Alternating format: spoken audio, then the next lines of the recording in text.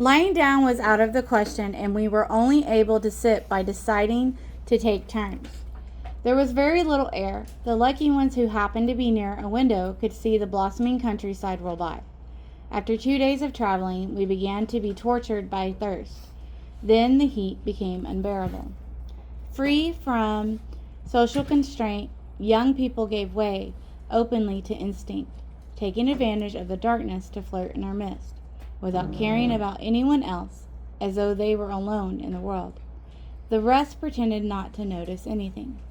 We still had a few provisions left, but we never ate enough to satisfy our hunger.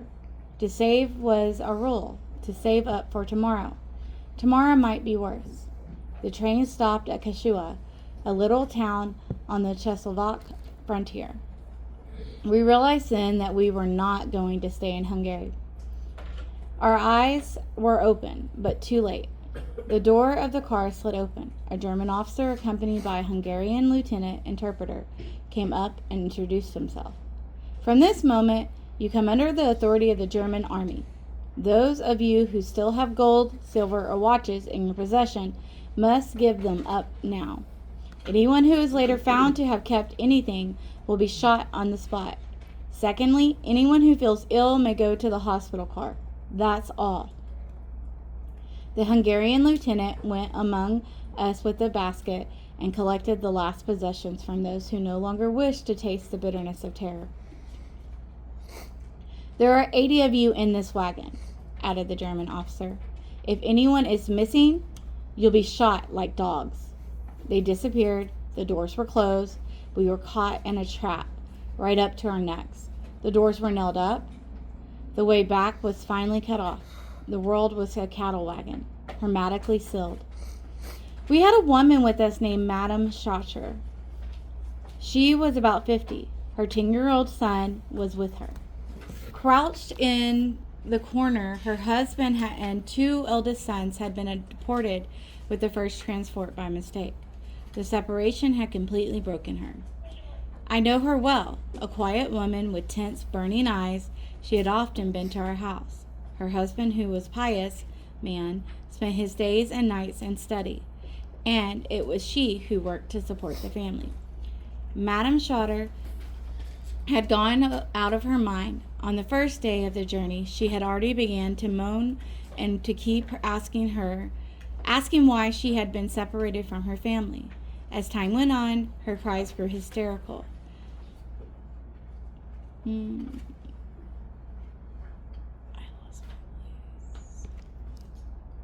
On the third night, while we slept, some of us sitting one against the other, and some standing, a piercing cry split the silence.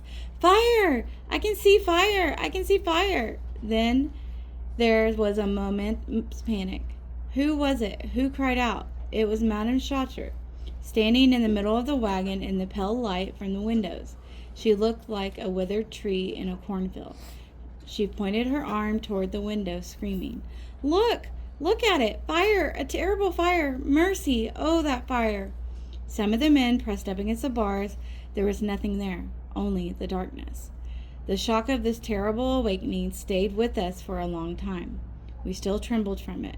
With every groan of the wheels on the rail, we felt that an abyss was about to open beneath our bodies. Powerless to still our own anguish, we tried to console ourselves. She's mad, poor soul.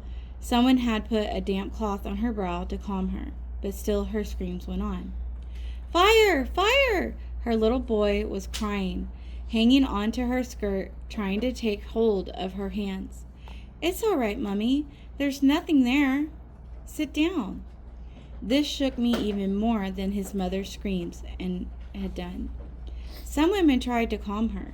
You'll find your husband and your sons again in a few days.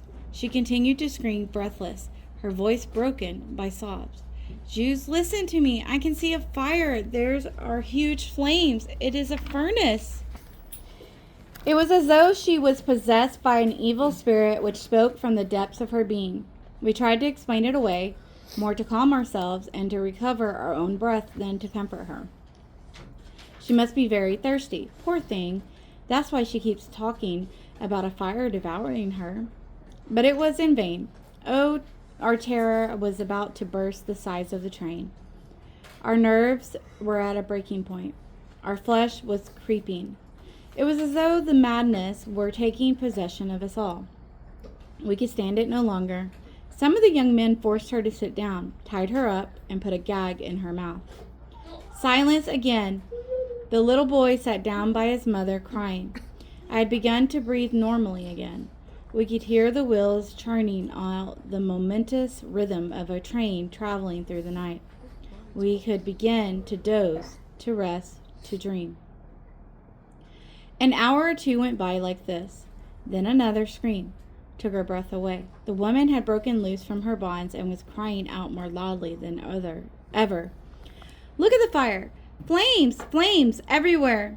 Once more, the young men tied her up and gagged her. They even struck her. People encouraged them. Make her be quiet. She's mad. Shut her up. She's not the only one. She can keep her mouth shut. They struck her several times on the head, blows that might have killed her. Her little boy clung to her. He did not cry out. He did not say a word. He was not even weeping now. An endless night. Toward dawn, Madame Schatcher calmed down. Crouched in her corner, her bewildered gaze scouring the emptiness. She could no longer see us. She stayed like that all through the day, dumb, absent, isolated among us. As soon as night fell, she began to scream. There's a fire over there! She would point at the spot in the space, always the same one. They were tired of hitting her. The heat, the thirst, the pestilential stench, the suffocating lack of air, these were as nothing compared with these screams which tore us to shreds. A few days more, and we should all have started to scream too. But we had reached a station. Those who were next to the windows told us its name. Auschwitz. No one had ever heard that name. The train did not start up again. The afternoon passed slowly. The wagon door slid open. 2 men were allowed to get down to fetch water. When they came back, they told us that, in exchange for a gold watch, they had discovered that this was the last stop.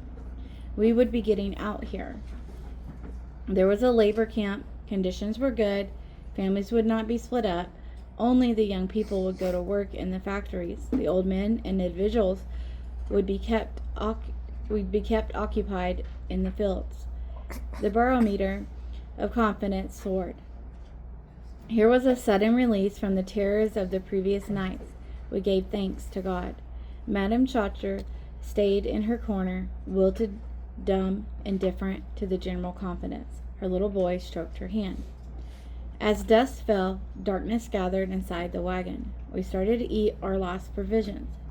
At 10 in the evening, everyone was looking for a convenient position in which to sleep for a while, and soon we were all asleep. Suddenly, the fire! The furnace! Look! Over there!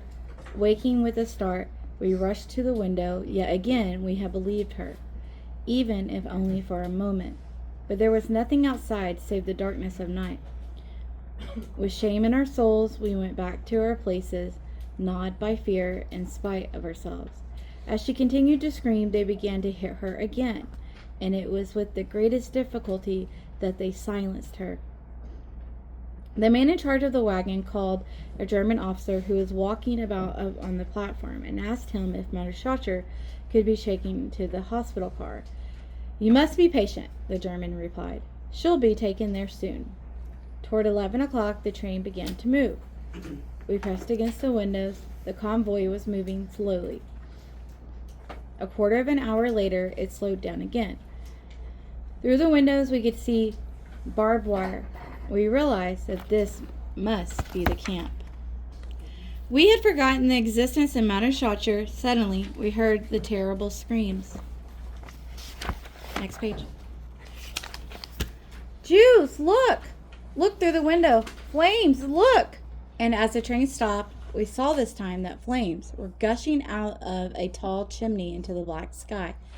Madame Schatcher was silent herself. Once more, she had become dumb, indifferent, absent and had gone back to her corner. We looked at the flames in the darkness. There was an abominable odor floating in the air. Suddenly our doors opened. Some odd-looking characters dressed in striped shirts and black trousers leapt into the wagon. They held electric torches and trenches. They began to strike out to right and left, shouting, "Everybody get out! Everyone out of the wagon, quickly!" We jumped out. We threw a last glance toward Madame Schatcher. Her little boy was holding her hand. In front of us, flames, in the air that smell of burning flesh. It must have been about midnight. We had arrived at Birkenau Reception Center of Auschwitz.